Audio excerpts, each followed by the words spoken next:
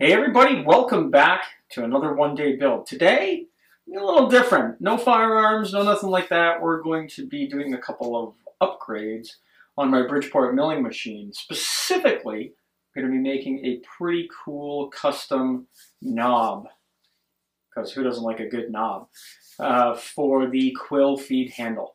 That's coming up. Alright everybody, inside this box is what's going to be the new handle for my Bridgeport. Ready? Yep, that's right. We're going to be using pool balls, or pool billiard balls, or pool balls. So what I'm going to be doing is taking, because I like orange, it's one of my favorite colors, I'm going to be using this orange pool ball for the handle on my Bridgeport. Now, here's the thing. I have never done this before, so I want it to be removable, so I'm going to have to drill and tap a hole, and we'll go through that whole process. But I don't want to do it on the one that I want to use, right? So I don't really care for the color purple, so we're going to try it out on this purple ball, and we'll see what that comes up to be. But first thing I got to do is I got to take a couple of measurements, because while one could use V-blocks to clamp these down the middle, these aren't the best quality pool balls. I think they're just painted. I didn't spend a lot of money on them. I've already tried it on the V-blocks, and the V-blocks with the clamping pressure really scrape the hell out of the paint, even if I put masking on. So I'm actually just going to make a couple of soft jaws out of some pine. But first thing I need to do is get the dimension of the pool ball. We'll just take a measurement of the ball that we're going to use here.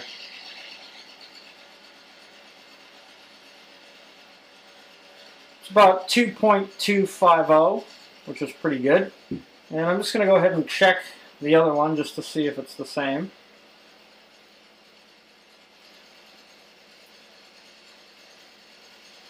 And measuring a sphere is pretty hard. See, this one's about 0.02 of an inch smaller. But that's okay. We don't really worry about that. So, we're going to go... You guys can see what I'm doing here. I'm going to be taking the circumference of the pool ball, which was 2.250, and we'll just divide that in half. Yes, I know, I'm not that good at math, okay? And I'm using this ancient Radio Shack calculator, but it's good.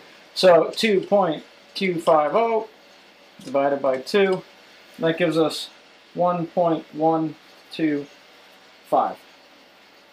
So the next thing we need to do is take this measurement and cut a semicircle out of a piece of plywood, or a piece of pine, which I think I'm just going to use this.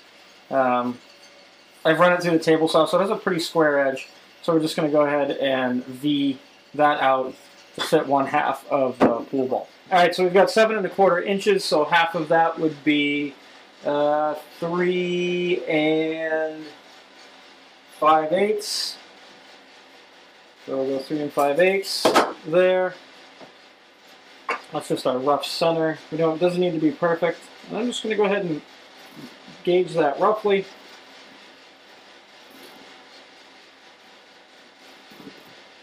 Score that out, and then I'll just complete that line with the pencil. Should be good. Alright guys, so before we get into using any power tools, I know, but I gotta do it. Be sure to read, understand, and follow all of the manufacturer's suggestions in your owner's manual. Knowing how to use your tools will greatly reduce the risk of injury. And remember this, there's no more important tip than to wear these safety glasses.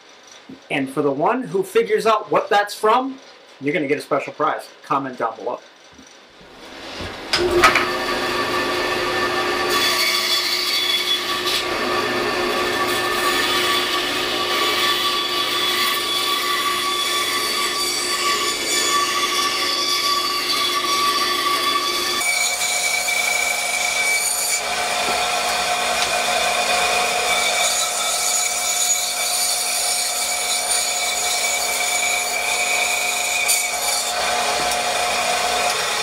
Alright, we'll just check the fit. Fits pretty good. It's a little loose, but that's okay because we're going to put a little bit of tape in here just as another level of protection so I don't mess these balls up.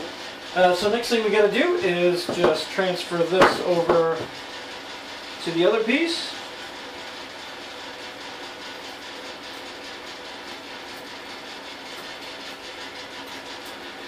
Now this one I'm going to cut on the other side of the line, that way it's just a little tiny bit tighter. Alright, so we've got both halves cut, and as you can see, the pool ball kind of falls through. Super easy fix for that. We're just going to cut off about 1/8 of an inch, maybe a little bit more, on the table saw, and it'll fit nice and good.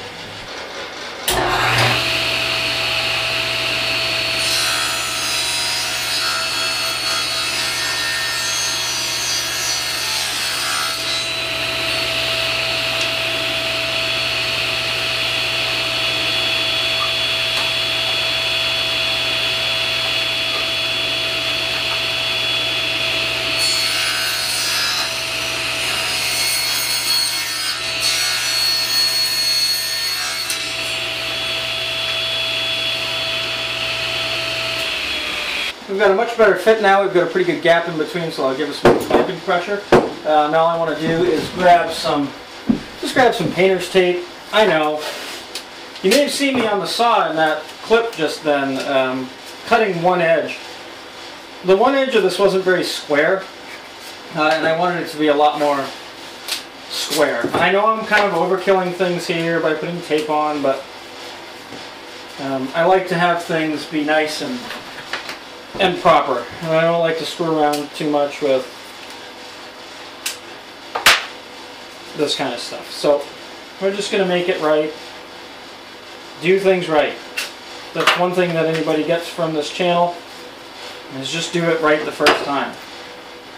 Although, I will be the first to admit that generally I'm the one who's screwing stuff up. Alright, so we're going to go ahead and we're going to take this pool ball over to the mill.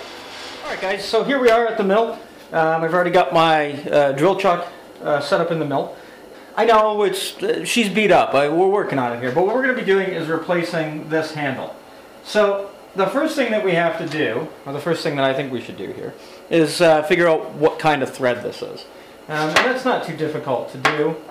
So what we're going to do is I'm going to first measure the thread here, and we have 3.375, so 3/8 of an inch. And to get the thread, I'm going to use a thread gauge. And this is, we're going to assume that this is US because this was made in Bridgeport, Connecticut. So we're going to assume that they were smart.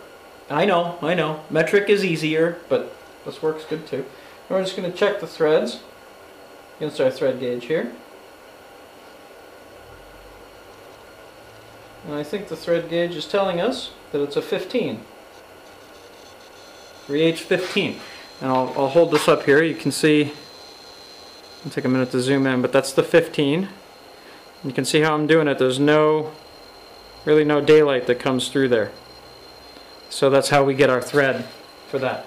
So 3/8 15. I'm going to write that down.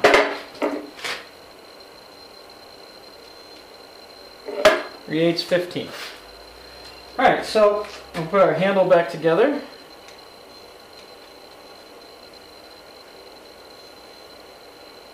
So off camera, I just did a couple of quick little drilling tests on this purple ball. Found out that it actually chips pretty easily, the outside coating that is. So I feel pretty comfortable. I'm just going to go ahead and jump right in to do the orange ball. Now, what I've kind of done here is made some just very rough pencil marks to kind of see where I want this to sit. I'd like to see the number 5. So yours is going to look a little reversed, okay? But up from the front of the machine, I'll always see the 5. I have no affiliations with the number 5, but I like the orange. So you might be asking yourself, well, why not do the 8-ball? You know, the 8-ball's cool. Well, the reason that I'm not going to do the 8-ball, we're going to give that 8-ball away to one of the winners of our monthly subscribers contest. And what I'm going to do is I will either make you a a knob for your Bridgeport, or I will drill one out for a custom shift knob. Either one that you want. You subscribe to the channel. We pick a winner at the end of April, and then you will get a custom 8-ball delivered to your house. Alright, so here we go. I'm going to go ahead and vise this up. We're going to go ahead and chuck this up in the vise. I'm going to use a couple of parallels. You can kind of see some of the purple dust from the other ball that I did, which I know isn't very fair. You didn't get to see me screw up, but that's too bad. You guys like my heater? Yeah, it's supposed to be springtime. It's not. So I'm going to go ahead and put the blocks in, find our pencil mark.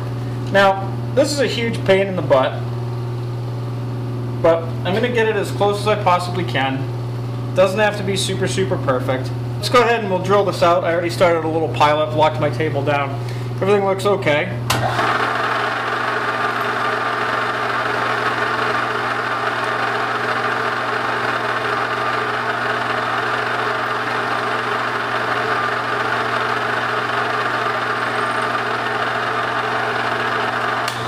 Now the kind of nice thing about cutting this is you can see on the drill bit there's a little line of chalk that tells me about how deep I am. And I kind of like that because I won't go too deep.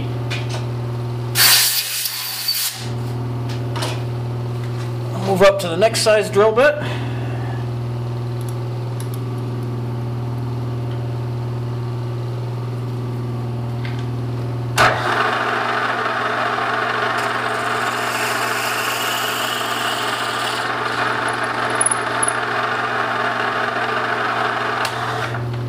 Tell you what though, it has a smell.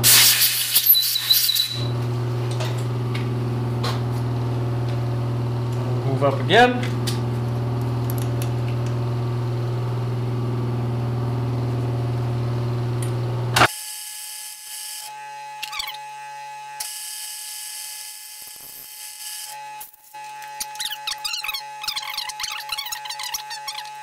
Okay, so instead of tapping this hole, I've decided to do something a little bit different. I'm actually going to recess a nut in there.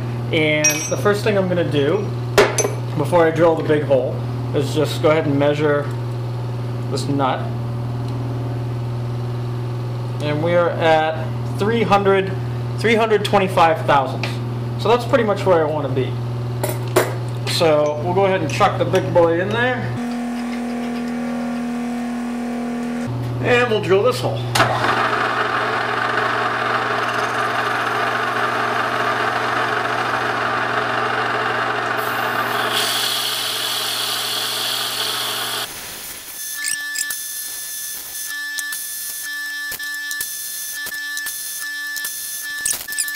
Alright, so now that we've got that drilled, I'm going to insert my nut. I'm just going to use a little brass hammer.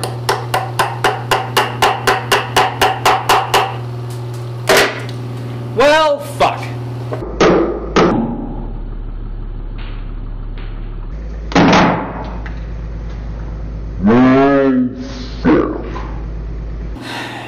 Well, yeah, you probably saw that little piece of orange go flying through the air. Yep, totally chipped the pool ball out. And it's the only orange one that I have. Yep. Yeah, there was some words that were said. I had to shut the camera off. I wasn't expecting that to happen. It didn't actually chip until it was perfectly seated.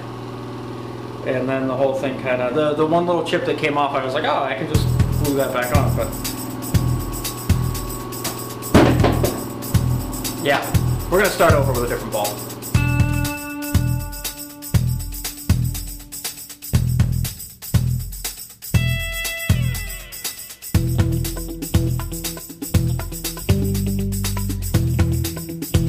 Alright, so we've gotten back to the kind of the same point where we just left off.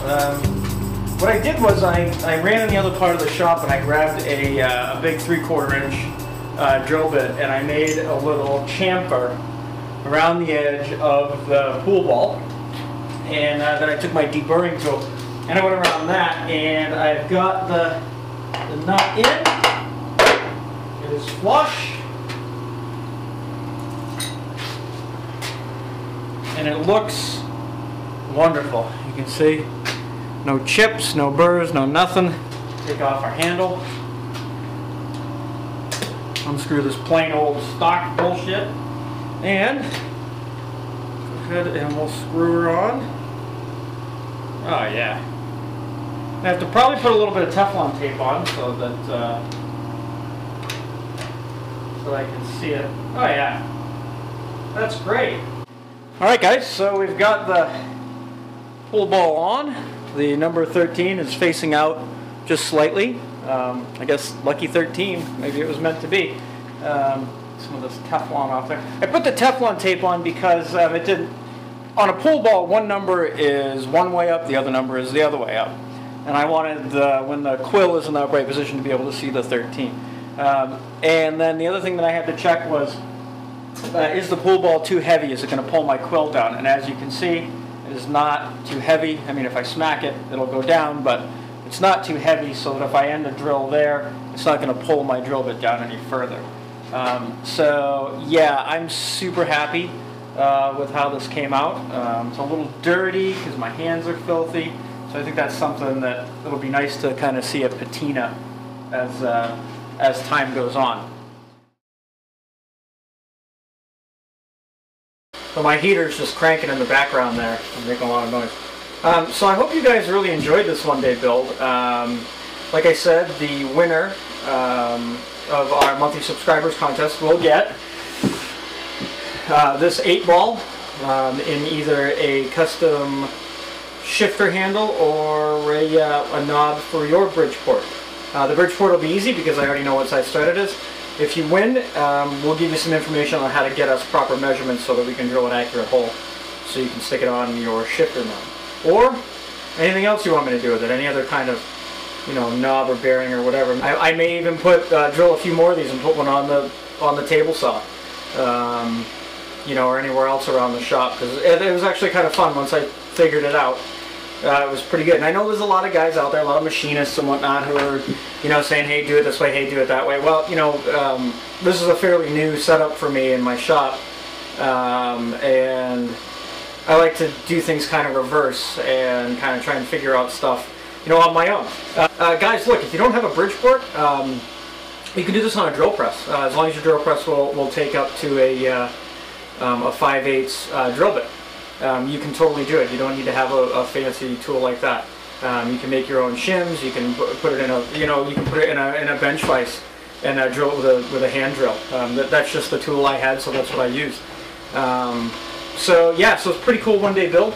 I hope you guys tune in for the next one-day build, which will be coming up shortly. I'm actually going to start filming it right now, so I'll be wearing kind of the same clothes. So until next time, that's all I got for you.